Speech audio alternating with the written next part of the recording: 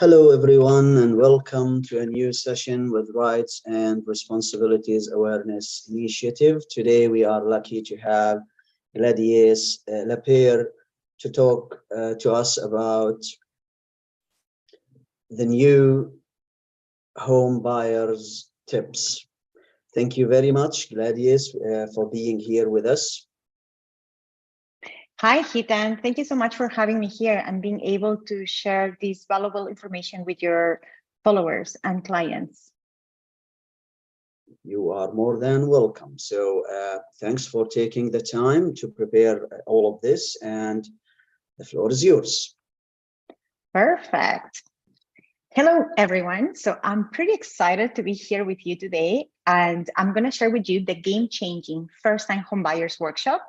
As Hitan already said, my name is Gladys Lapeyre, and I'm a real estate agent in the city of Toronto and GTA. So I hope you guys are excited. I'm going to be sharing a PowerPoint presentation, and we're going to start now. So I just wanted to say to everyone, so if you guys have any questions, Hitan and we're going to review those questions at the end of the presentation. So don't be shy and place your questions at the on the chat or on the comments below. Okay, perfect. So if I may just add something, for people who are following us on the Facebook or YouTube, you can please just set your questions on the YouTube or Facebook chat, and we will address them here. Thanks. Sorry for that. Perfect. Yeah, no, that's fine. Perfect. So let's start. So first of all, I wanted to give you an outline of what we're going to cover today. So first, we're going to go through the curiosity of why you guys are here tonight. Then we're going to go through the revelation. The revelation has 4 steps, and they are really good. So we will learn why should you buy real estate. Then we're going to walk through the 3 pillars when buying real estate. Then I'm going to tell you what you really need to know when buying real estate and when is a good time to buy. Then we're going to go through that client's journey, which is the purchase process, and then we're going to see the rewards. So I hope you guys are ready and take notes. So first of all, why are we here tonight? Well, we are here because all of you have a desire to buy in the near future a condo or a home. Now, this desire comes, it's a desire that we all have, right? But it sometimes have underlying desires, right? Sometimes we really want to own a place where we can be free. We can have the freedom to decorate, paint, renovate, and be our own selves, right? In our home. We could also want to belong to a place. So usually when we are living in a home, right, we also are part of a neighborhood and we want to feel that we belong. So that happens usually when we spend years living in the same area, which sometimes can happen when you are renting because sometimes you have to move often. Also, talking about moving, many of you actually potentially want to stop paying rent and start putting that money towards a mortgage where you know that you will be able to grow equity out of those mortgage payments. So there are many underlying reasons, but it's great that you have that desire to own a home or a condo in the near future. Now, we are going to start with a revelation, and I find that this is very interesting. So we are going to see 2 possibilities. First, the life of a renter versus the life of a property owner. So on the left-hand side here, you will see Peter. Peter rents. He's a tenant. And after 5 years of Peter renting his place, he has 0 return on investment. He doesn't have any equity on the place because he's renting, and he has no collateral because he doesn't own the place. So at the end of 5 years, Peter's reality is that he has accumulated $0 from renting. All Peter got was the peace of mind that he had a place where to live. But if we go through the next scenario, we will see Lisa's scenario. So Lisa decides to buy a $700,000 property. Oops. Okay, so in order to buy this property, sorry, I'm going to change this. Okay, so in order to buy this $700,000 property, we are going to count with some expenses. Many people call it that I'm saving for my down payment, which we are counting here. As you can see, in order to buy a $700,000 property, the minimum down payment required will be 6.5%. And that's why we have 6.5% DP, which is down payment. But we also have additional costs when you're going to purchase a property, which you also have to get ready for it. So the additional cost in this case will be the land transfer tax, which is a one-time tax that you have to pay at the time that the property title is being transferred to your name, which is at closing date, on the closing date. Then we have closing costs, which will be like the lawyer fee and some other closing expenses. For example, the lawyers will have to do the math that if the original owner actually already paid all the property tax for the property, then for the year, then you will have to pay that portion that you are responsible for from the time that you take ownership. So that will be one type of closing cost. And you also will have to pay CMHC's fees tax. So you would ask yourself potentially, what is a CMHC fees tax? Okay, so when you buy a property with less than 20% down payment, you are buying an insured mortgage. Therefore, you will need to pay for that insurance, which is called mortgage insurance. So that mortgage insurance fee is going to be added to your mortgage, and you will pay it through the amortization period that you will choose. But that tax portion, right, you have to pay it at time of closing. You know, the government always wants their taxes first. So that tax portion has to be added to your closing cost. Now, so the total money that Lisa had to come up in order to buy this $700,000 property was $62,769,000, which we didn't need the K in that time. But anyways, this amount will be required if they're buying the property in the city of Toronto, which includes Scarborough and Etobicoke. Now, if you're buying this $700,000 property outside of Toronto, then you will have a bit of a break. So the total down payment required will be $56,769. So this will be all the amount of money that Lisa would be required in order to buy the $700,000 property. Now, where is this money coming from? I know there were, like, in the old times, usually we all heard that you were able to buy a property with zero money down, but that is not the case anymore. The lenders want to make sure that you have the money or the down payment, right, in order to buy the property. And usually they will ask for at least 3 months bank statements that you show that the money was in your account before closing. Therefore, you will have to hold this money in a savings account, in an investment account, in an RRSP account, or potentially it could be shown as a gift. Now, I don't know if you have heard, but gifts are very popular these days. Many parents are realizing that it is going to be really hard for their kids to buy a property once they are ready to buy. Therefore, they're taking their money, either their savings or they're refinancing their homes in order to give money to their kids so they can actually buy a home. That's why I included gifts, because they're a bit popular these days. Now, for this example or this case scenario for Lisa, I choose a 25-year amortization period at 5.5% interest rate, just to be in line with today's market. Now, if we see here, so Lisa bought this property at $700,000.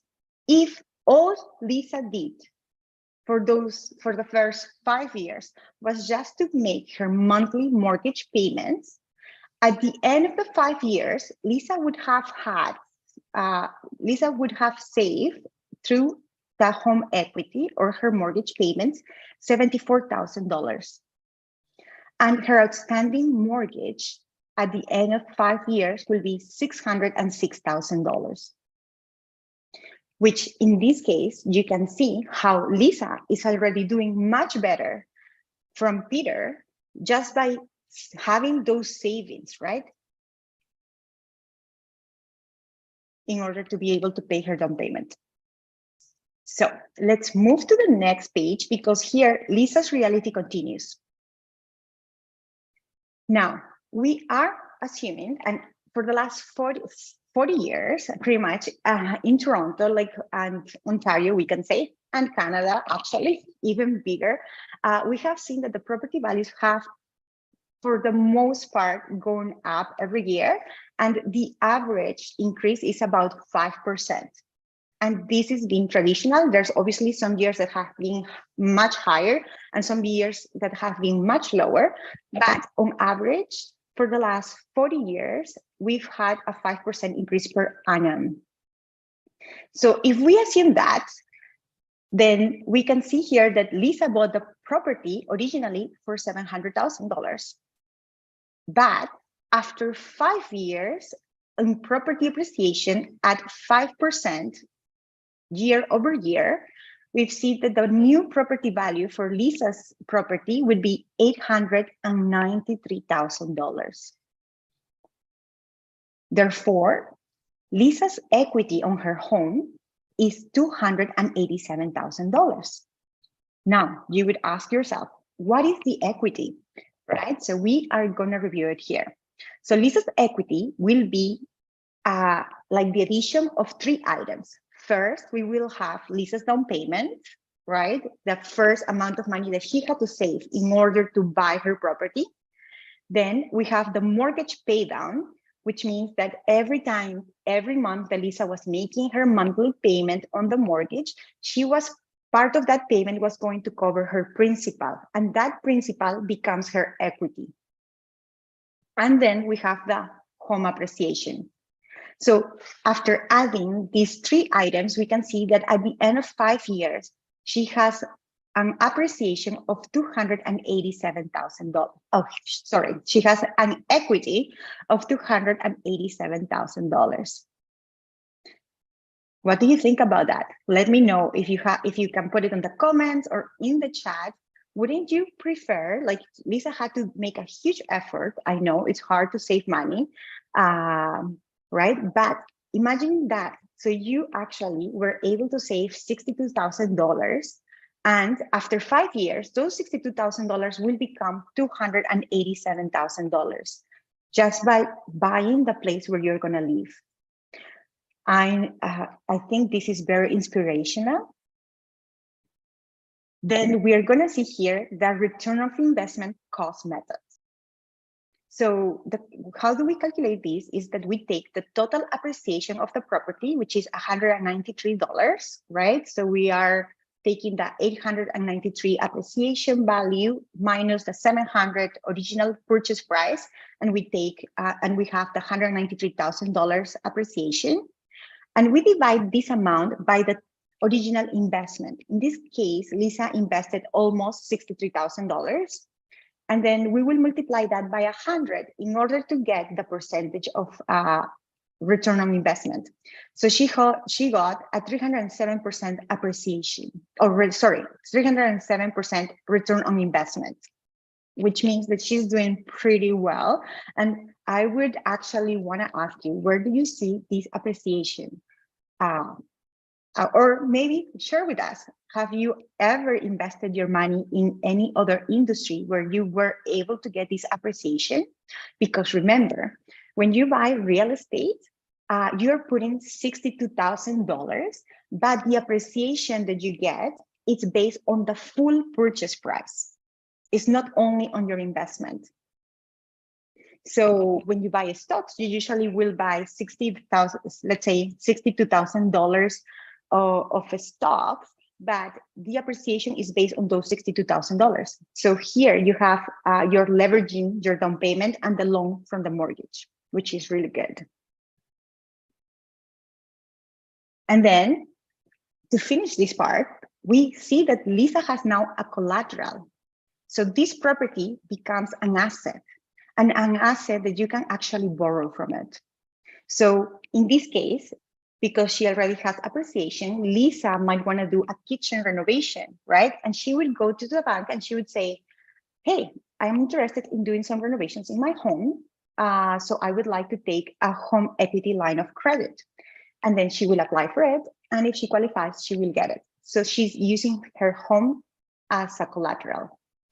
And the same thing that is happening right now in the market, as I mentioned earlier, there's a lot of parents that because their homes have low mortgages because they bought them already 20 years earlier or 30 years earlier, or sometimes they don't have any mortgage, they are taking actually loans from the home so they can actually help their kids buy homes. So buying a home, when you buy a home, you are buying an asset. So now, okay, so do you know how the Rockefellers made their money? So if you don't know, the Rockefellers are a very wealthy family in the US, and this family made their money in oil.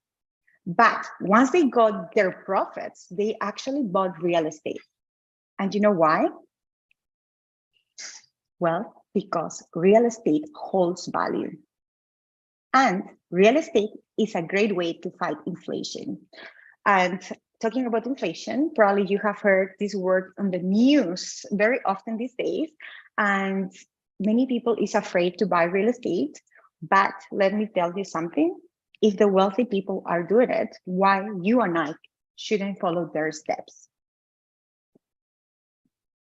Now, we're going to move to the next step in the revelation, which are the 3 pillars when buying real estate. Okay, so I want you to pay a lot of attention to this part because these 3 pillars are the 3 most important items that you should focus your attention on when you are planning to qualify to buy a home. Okay, now the first pillar, one second. Okay, so the first pillar is your credit report. Okay, so your credit report is a picture of your previous financial decisions. I repeat that. Your credit report is a picture of your past or previous financial decisions. And lenders base their information on that credit report to see how good of a payer you are and if they can trust you with a mortgage.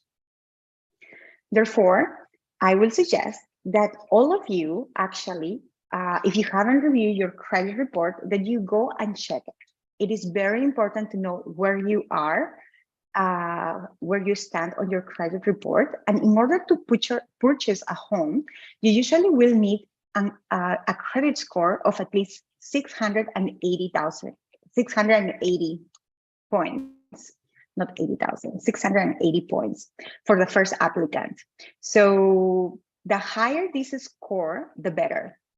Okay, so I would suggest that you check your Equifax credit report. And if you're interested, let us know and we can send you the link. But it is super important. And now this Equifax credit report will go from the score of 300 to 900. So the higher or the closest it is to 900, it will be the better. So you just make sure that you have at least 680 points or higher, okay? Now, I'm gonna give you 2 tips because I already gave you the third one that I was gonna mention, which was that you need to check your credit report at least once a year to make sure that everything is correct in there. But the other 2 tips that I'm gonna share with you is number 1, you have to, what I was gonna say? Yes, okay, so the tips for the credit report. So when you are gonna check your credit report, okay, so when you're gonna check your credit card, okay, so yes. So when you're gonna get your credit card, so what documents they will need to check, they will go into your credit report. So you will have, for example, your cell phone bill, right? So all of us have a cell phone bill, and that cell phone bill will report to your credit report. So my suggestion is that you actually pay your bill on time. Now, paying it on time is not paying it the day that it is due. So you have to pay your bills ahead of time. So at least I would suggest, if the due date for your cell phone is, for example, December 1st, right? So then I would suggest that you pay your bill on November 26th. So if you're doing your payment through online banking, it means that it will arrive on time to your phone company. And it is very important, because if you do that, if you make the payment the same day that is due or after your due date, then that means that your payment will be late, and that will negatively impact your credit report. Now, the other tip that I wanted to give you was that we all have credit cards, right? And if you have a credit card, and for example, your credit limit on that credit card is $1,000, then you should only be using at the most a third of that credit limit. So if your credit limit is $1,000, you should be only using $330 every month. If your credit limit is $6,000, you can be using at the most $2,000 every month from your credit card. And you would ask, why is that if I have all that credit available for me? But the reality is that if you are using all your credit limit every single month, the credit card company thinks that you are living off credit. Therefore, it means that you're not making enough money to cover your basic needs, and that will negatively impact your credit report. So these are the tips that I have for you in regards to your credit report, and let me know if you have any other questions about this report, so you can put them on the chat. Okay, now we're going to review the next point, or the next pillar, which is your savings. Okay, so savings are really important, as we will need the funds available in one of the saving vehicles that we have discussed, which could be your savings account, your checking account, your investments, your stocks, RRSPs, right? In order to be able to buy a property. Lenders will want to see where the money is coming from, also because they have to make sure that the money is not being gifted, you're not borrowing the money, and that also they check a lot of times that people is not laundering money. So I find that a lot of first-time home buyers usually use RRSPs as a vehicle to save, just because it is easy, right? So usually before you're gonna get your money into your bank account, you can set it up with your employer or personally, where every time that the money goes into your income, goes into your bank account, you already set it up to pay yourself first, which will be, the money will be going into your RRSPs. So therefore, you are not feeling that once you have the money in your account, right, that you are missing money, because you are seeing already the money with your income with the deduction of the RRSP. So it makes you feel good, right? And you still feel that you have all of your money, but you're saving. And some jobs, they have matching income RRSP contributions. So if you, for example, are contributing $50 a month, your employer will give another $50. So this is something that you can check if your employer is actually offering that. But if they're offering that, it's a great way to build your RRSPs, because once you have the money into this account, you can withdraw in order to buy a home up to $35,000. Now, the government actually said this year that they're going to be creating a separate account that is not an RRSP, but it will be also tax deferred, so you can save for your home. So we are going to find out more details in 2023, but I think that it is a great idea. The only thing is that you won't be able to use both accounts. You won't be able to use the RRSP and the new account. You will have to choose one of them. So savings are really important, and I would suggest all of you, if you're not used to saving, that you need to start saving. And the easiest way is that you have to save 10% of your income.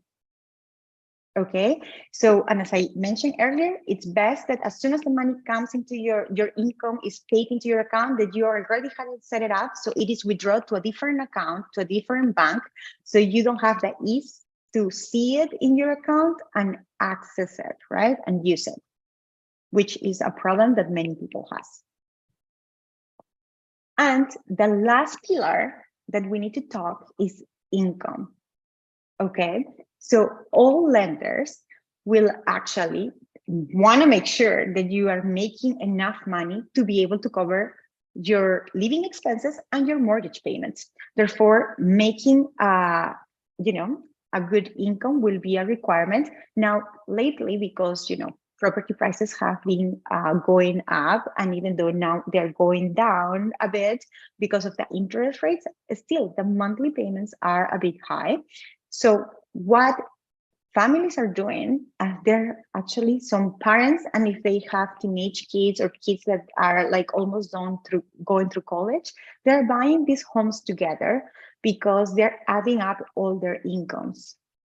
But you have to make sure that every single family member has a good credit report. It could be the parents that are saving the money.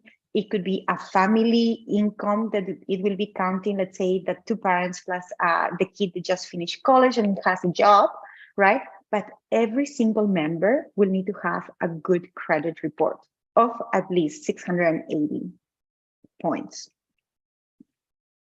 So with this, we move to our next slide, and I wanted to ask you all, what do you think that all these images have in common?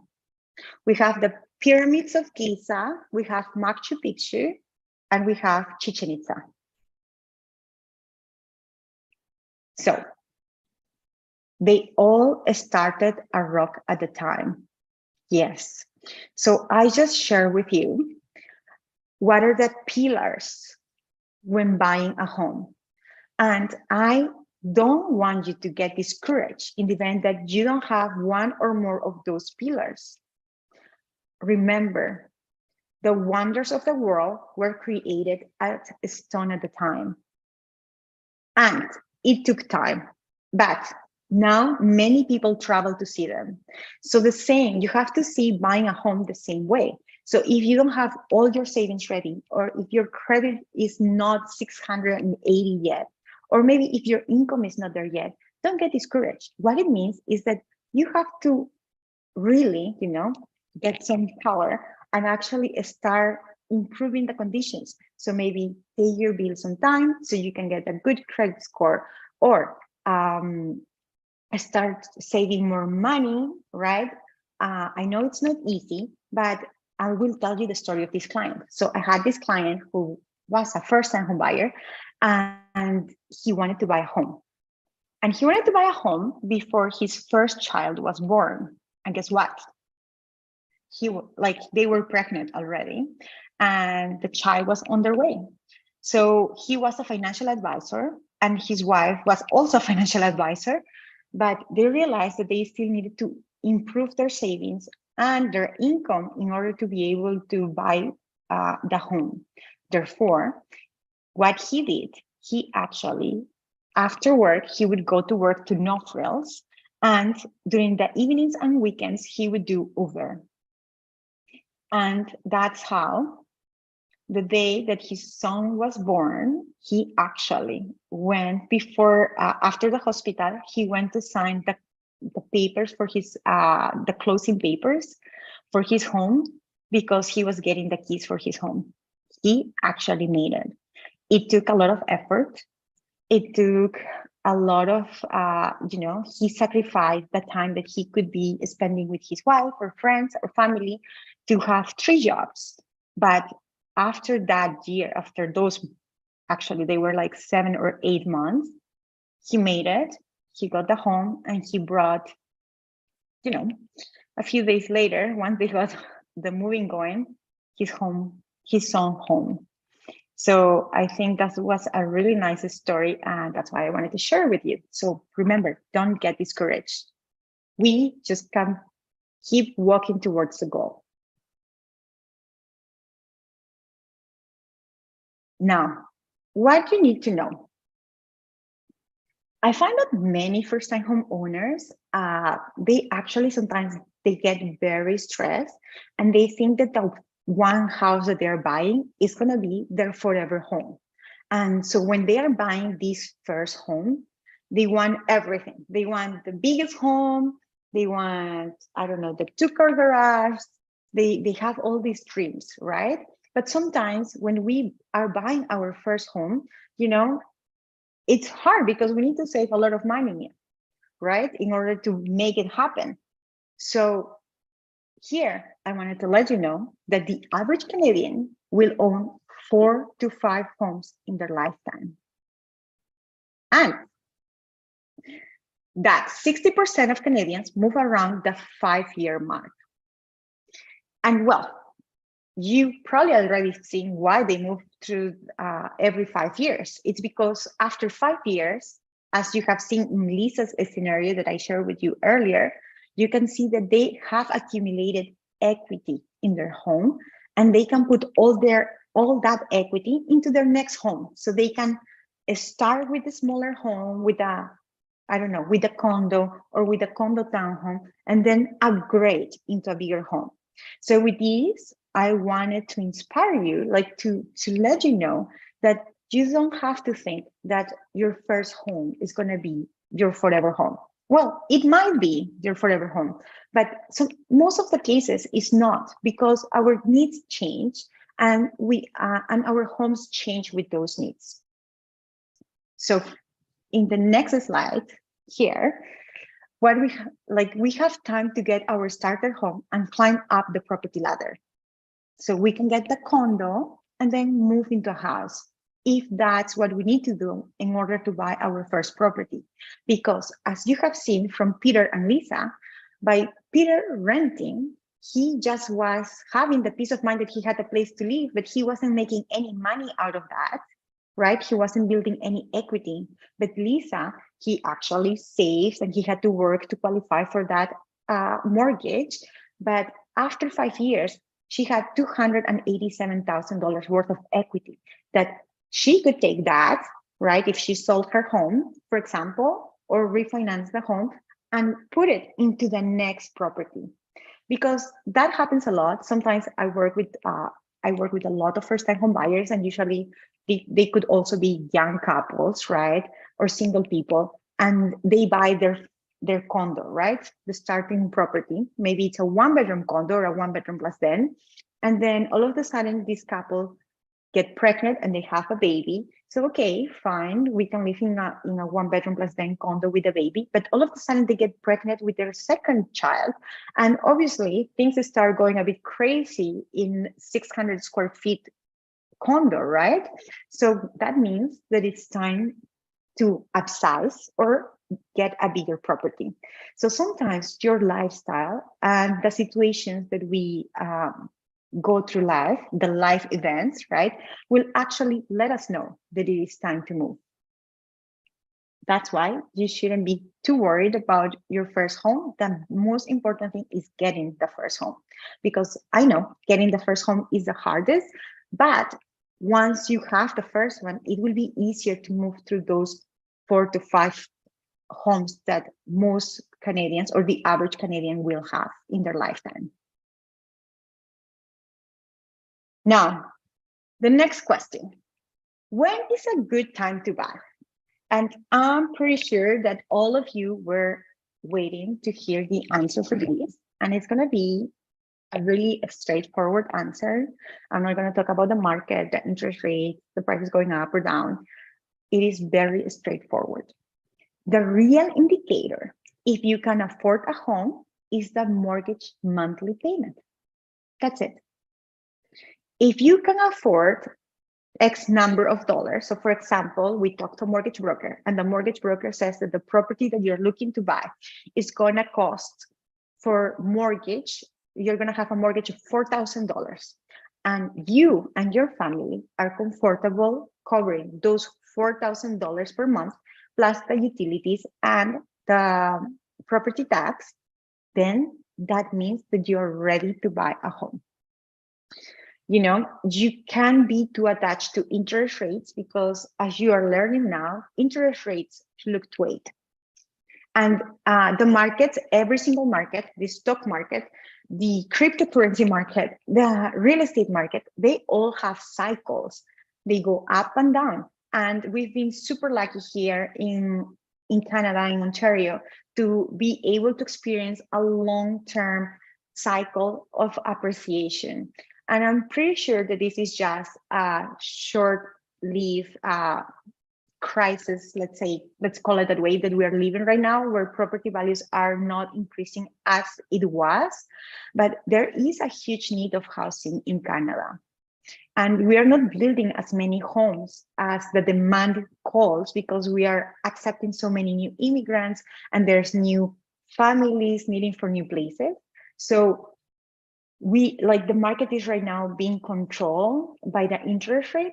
But once that changes, let me tell you something, we are going to be we're going to be experiencing the same appreciation as we used to. The only thing is that we don't have a glass ball to know when that's going to happen, but with the shortage of homes that we are experiencing, it will happen. Okay, now we are going to go through the purchase process. So I didn't want to go, I'm going to give you like the 5 steps that we usually go through. And the first step will be to book an initial consultation with a real estate agent to get to know each other. And so you can share your goal with a real estate agent, right? So the agent will explain that step-by-step process that you go through when buying a home. And then if while you're getting to know each other and while you're learning what the real estate can do for you, right? And if you feel comfortable, if you feel that you can trust that person, if you feel that person is honest, because we get the information, but you also have a sixth sense, right? You can have, you feel it in your heart, let's say, right? If you feel that you can trust that person, then you can sign the contract with that person and work with that person, because you know that that person will have your best interest at heart. Then usually after figuring out if you already found the right real estate agent for you, usually the real estate agent will be able to refer you to a mortgage broker to get a mortgage pre-approval. Sometimes some clients will already be working with their banks, which is totally fine. Sometimes mortgage brokers who work with different lending institutions can also give you a variety of answers, and they can compare which option will be best for you. So yes, and the mortgage pre-approval is super important, because the real estate agent will be able to base the listings, right? The types of properties that they will send you based on that mortgage pre-approval. Because, for example, you and I could think that you can get the property for $700,000 property for $700,000. But let's say we go and talk to the mortgage broker, and the mortgage broker, after reviewing your 3 pillars, right? After reviewing your income, your credit score, and your savings, he might say that you can afford maybe an $800,000 property. Or perhaps he could say that you can afford a $650,000 property, because he's the one who's giving us the certainty and the security that we can qualify for a mortgage and the value of the mortgage. So that's why it's super important to talk to a very knowledgeable person. Then, as I already said, based on that mortgage pre-approval, I will be able, or any agent that you work with will be able to send you listings curated with your needs. For some people, it's very important to be close to the city. For others, it's very important to have a backyard for their kids or their pets, right? For some people, it's important to have an accessible room in the first floor, because potentially their parents are going to be living with them, right? So the person that you're going to be working with will be able to send you those listings, right? Curated listings to your wish list. And then they will be, he or she will be able to book the appointments for you to visit these homes.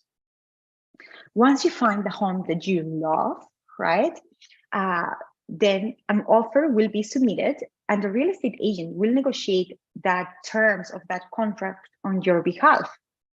Once you have a firm offer, and having a firm offer means that usually an offer will have certain conditions. For example, a mortgage clause. So we still need to send this contract to the bank to make sure that they will approve this contract that we just signed, right?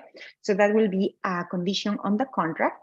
But if the bank will say, yes, this home is approved, right? So we can remove that condition. So once we remove all the conditions on your contract, we could also have, for example, an inspection condition, right? So a home inspector can go and look at the state of the home and tell us if it's safe to live, if there's any problems that we should tackle or the current owners might have to fix before we actually decide to move forward and negotiate that part. But once all the conditions are removed or, you know, or waived, then we could actually wait to closing date. And the real estate agent will hold your hand, and mortgage broker as well, will hold your hand through the process until that day. And finally, on the closing date, which is the date that title will be transferred to your name and you become the official owner of that home, you will celebrate becoming a homeowner. So I hope this sounds inspiring to you. And let us know if you have any questions again in the chat about any of these steps in the purchase process. But I wanted to share you the rewards. And what are the rewards of owning your first home? So here, obviously, you see different people, and they're all my clients and they're all first-time home buyers. And they all had different reasons to buy the property that they bought. For example, Jay on your left, he's pointing at his unit. He decided that the best way to buy his first home was to buy a pre-construction property, because he thought that if the property was going to be ready in 4 years, those 4 years will give him time to keep saving money, to have more down payment available and have a lower mortgage. So he went and he bought their first condo, pre-construction condo. And he actually is super responsible. He meets with his financial advisor every 6 months, depending of the year or every year, to make sure that he's still on track to have all the funds available to be able to buy this property. On the middle here, we have John. So John is one of the people that I was telling you before that his parents actually gave him the down payment so he can buy his first condo. His parents were really worried that he graduated from college, he was already working, and they weren't sure if he would be able to save enough to buy a condo in the near future. So they decided to give him the down payment. And let me tell you, John really knew what he wanted. He knew that he wanted a downtown condo, that it had to be an older building because he wanted it to be spacious, you know, like newer condos are nice, but sometimes they are smaller. And he wanted to be walking distance to the entertainment district, and also that it was, the condo had to be renovated as well. And as you can see here in the picture, like, he was super happy. To be quite honest with you, I've never seen him smile so much. He usually was really serious, but in this picture, the first picture we went to see the condo right before closing, he was extra happy that he got it. Now, on my right-hand side, you can see, or on the right hand on your screen on the top, you will see this couple in front of their home. They're Brian and Isabella. They're a couple, and they work really hard to get their down payment, and they live in Toronto, and they were looking to stay in the surrounding areas like Mississauga or Markham. But when they started looking for a home, they actually were getting outbid every single time, because they started look at that time through the pandemic, right? When the market started becoming a bit crazy. So they were getting really frustrated. So and when we were looking at places, they were really small and they are like, what are we going to do? And then they said, okay, no, we're flexible. We're just starting. So let's look outside the box. So we expanded our horizons and they decided for the same price that they were going to buy a condo in Mississauga, they were able to buy a house in Barrie. So they moved to Barrie and they're really happy now because they adopted a puppy and the puppy has a lot of backyard to run in the home. So it's good for those crazy winter days that, it's hard to walk. And below here, we have Victoria. So she has the mask, as you can see, it was also through the pandemic. And Victoria has always, she always knew that she wanted to be independent. And she was living with her parents. Her parents gave her all the freedom she wanted, but she still wanted to live on her own. So since she started working, she actually saved. She always saved because she lived with her parents. So she really didn't have many expenses, right? So she saved all she could. She saved all she could.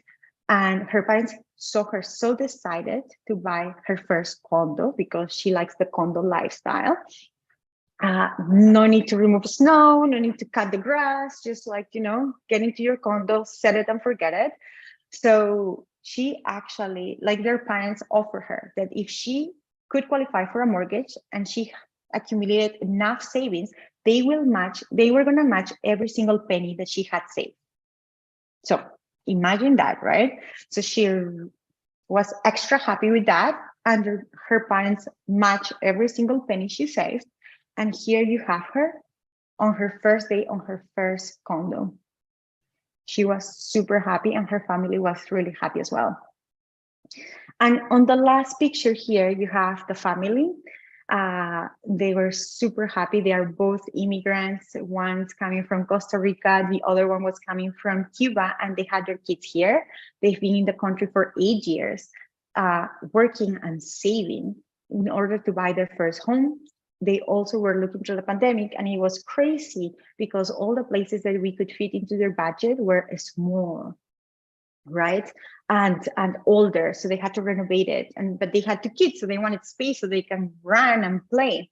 So once we went to see this one home that it was spacious, but you really couldn't see the space because the people who were living there had a lot of stuff. So much stuff you could barely see the floor. You had little hallways where you can move through the home. And they had the vision, I think the house was sitting on the market for a long time because when you went there, you couldn't really see much because there it was full of items and it was a big family living there. But when they went there, they literally just measured the front, the depth of the home, if it has the space required, and they could see beyond what everybody else will see, which was I don't know, we can see the space, right? They took action and they bought the home. And before they took 1 month, they stayed renting. And within that month, the husband and some friends that he had that work in construction, they were able to renovate the whole first floor. A month later, I got to see his home, and the difference is night and day. They actually are ecstatic to live in the home. It's huge, actually. We couldn't even really see the space well while the tenants were living there. But now that they're living there, you realize that they had so much space. And they have a big backyard as well, which was in their wish list because they wanted their kids to be able to play and run and be happy. So these are the rewards of buying your first home. I'm telling you, for none of them was an easy route. We encountered challenges through the process. And you have to adjust and modify the plan sometimes, but there's no regrets. It's only happiness and great stories to tell your friends and your family because all of them will be really proud of you. So this is the end of the presentation here. So Keaton, I don't know if there's any questions. Oh, yes, we thank you very much, Gladys, for this, actually, for this informative, full of hope and joyful presentation.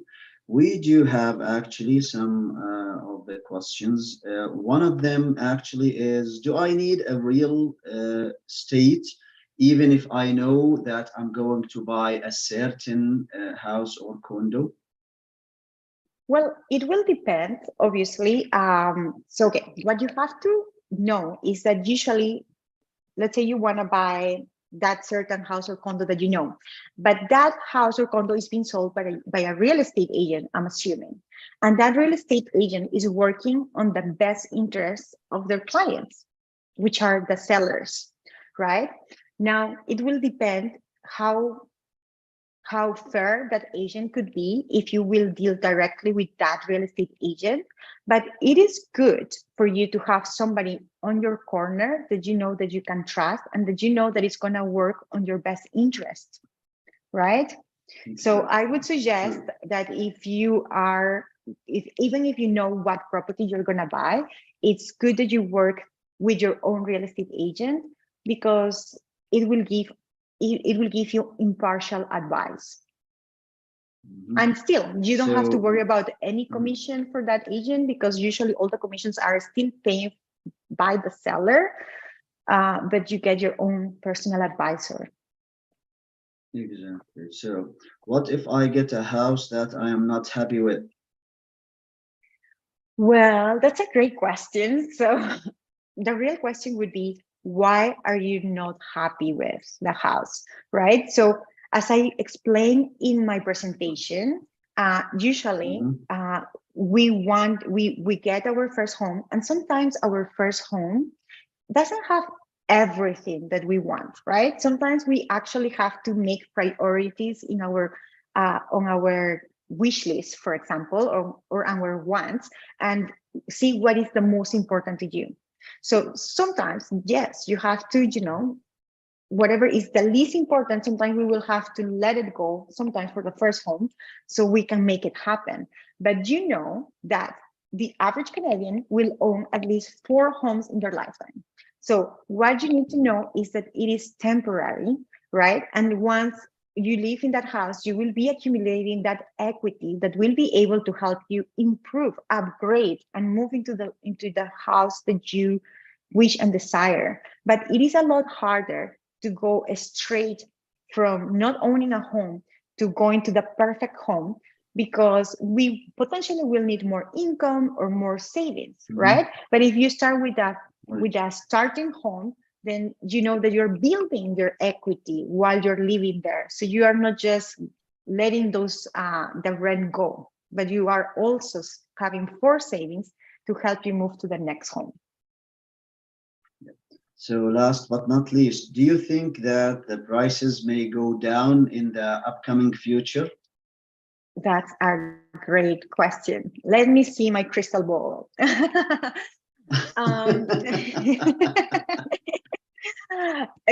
Nobody knows. Like, I've been talking, look, I personally have been working full-time 5 years in the industry. I've been part-time since 2011, and then in 2018 I decided to go full-time. And I've talked to people who's been full-time in this industry for 20 years. Nobody knows when the bottom, like what's the bottom, these things have changed dramatically this year, and it has caught us all by surprise. So every time, what I can tell you from my experience is that every time that there is a rate increase in the interest rates, yes, the prices tend to go down a bit more. But why is that? It's because it's a lot harder for you to qualify for a home.